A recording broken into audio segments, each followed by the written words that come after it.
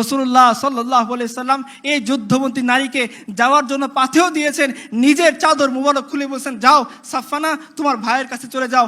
আজকে দেখেন পশ্চিম আমাদেরকে জীবন ব্যবস্থা দেয়, এই জীবন ব্যবস্থা আমাদের বোন আফিয়া সিদ্দিকীকে কত হাজারবার ধর্ষণ করে।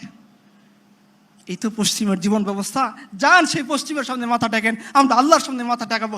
আপনারা সেই জীবন ব্যবস্থা নিয়ে সন্তুষ্ট থাকেন যে জীবন ব্যবস্থা আমাদের বোন আফিয়া সিদ্দিকাকে কয়েক হাজারবার ধর্ষণ করে তাকে প্রস্তাব দিয়েছে। তার বোনের ঘটনা, আমি বাড়িয়ে কোনো কথা বলতেছি না। তাকে বলা হয়েছে যে তোমাকে ছেড়ে দেব, যাও কুরআনের সামনে পা দিয়ে যাও। আফিয়া বলছেন যে না, আমি এটা করতে পারবো না। তো আফিয়া, তার বোন বলতেছিল যে আফিয়ার তার স্বপ্নের মধ্যে রাসূলুল্লাহ সাল্লাল্লাহু আলাইহি সাল্লাম আসছেন, এসে জিজ্ঞাসা করতেছেন, আল্লাহ রাসূলকে জিজ্ঞাসা করছেন, আফিয়া ইয়া রাসূলুল্লাহ, আমার ইমতিহান, এই পরীক্ষা কবে শেষ হবে? রাসূলুল্লাহ সাল্লাল্লাহু আলাইহি সাল্লাম বলেন, এটা তোমার ইমতিহান না, এটা আমার উম্মতের পরীক্ষা।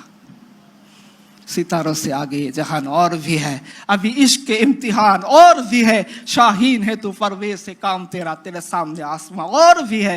মুসলিম উম্মাহ, তিনি বলছিলেন তখন যখন আমেরিকার ফৌজিরা তাকে জিজ্ঞাসা করে, তিনি একটা অভিমান করে কথা বলছেন যে আমি এভাবে কোরআনের উপর পা দিয়ে যাব না, আমাকে সারানোর জন্য মোহাম্মদ বিন কাসেম আসবে।